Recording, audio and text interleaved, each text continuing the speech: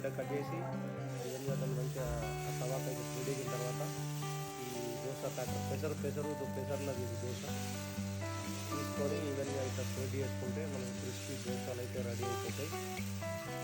అలాగే ఈ క్యారెట్ వేసిన దోశలు కొన్ని వేసిన తర్వాత అలాగే ఎగ్ దోశ కూడా చేస్తున్నాం ఈరోజు.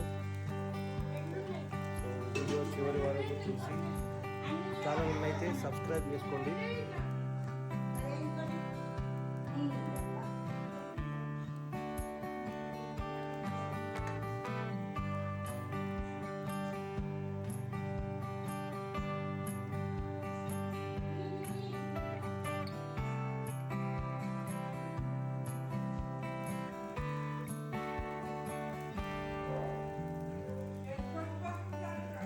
చిన్నగా కట్ చేసుకున్నటువంటి గ్రీన్ చిల్లీ అలాగే క్యారెట్ను ఇలా దోశ పైన స్ప్రెడ్ చేసుకొని దాన్ని మనం చేతితోటి అలాగే కొన్ని ఆనియన్స్ కూడా ఉల్లిగడ్డలు కూడా కొన్ని వేసిన తర్వాత దాన్ని చేతితో మనం ఇట్లా ప్రెస్ చేసుకుంటే దోశకు కొంచెం మంచిగా పట్టుకొని ఇవి కూడా కొంచెం ఫ్రై అవుతాయి.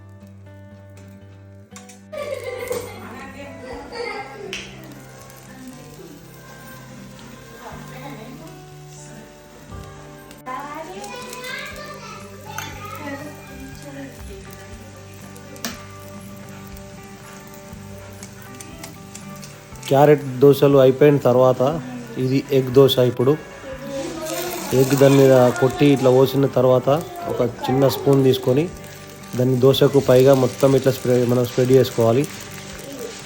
మంచిగా దాన్ని ఏదైతే మనం ఎగ్ ఉందో ఎగ్ కొంచెం మంచిగా ఫ్రై అయ్యేంత వరకు ఇట్లా దోశ పైన మొత్తం ఇట్లా దింపుకోవాలి.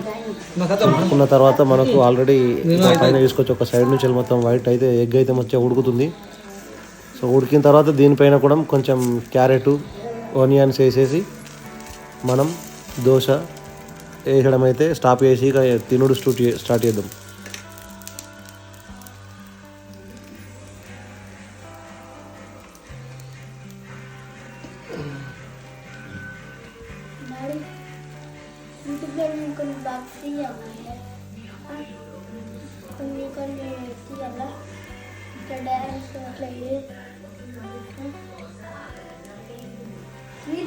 ఫైనల్లీ దోశలు వేసుకునే కార్యక్రమం అయితే కంప్లీట్ అయిపోయింది. సో ఇప్పుడు కుమ్మేసుడే ఇక ఇదే లాస్ట్ దోశలు వేసుడు మొత్తం అయిపోయింది. మిగతా ఇక రేపు మార్నింగ్. సో దీనికి కాంబినేషన్గా నేను ఒక లెమన్ టీ అయితే చేసుకున్నా. ఈ దోశ కంప్లీట్ అయిపోయిన తర్వాత నేను తిని ఆ టేస్ట్ ఎట్లుందో చెప్తా.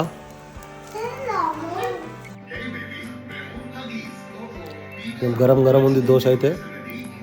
టేస్ట్ ఉప్పు అన్ని టేస్ట్ అన్నీ బరాబరి అయిపోయినాయి. పిండి కూడా కొంచెం మంచిగా పులిసింది కాబట్టి దోశ ఖతర్నాక్ టేస్ట్ అవుతుంది. ఇది లెమన్ టీతో మన ఈవినింగ్ డిన్నర్ కంప్లీట్ అయిపోయింది. Thank you.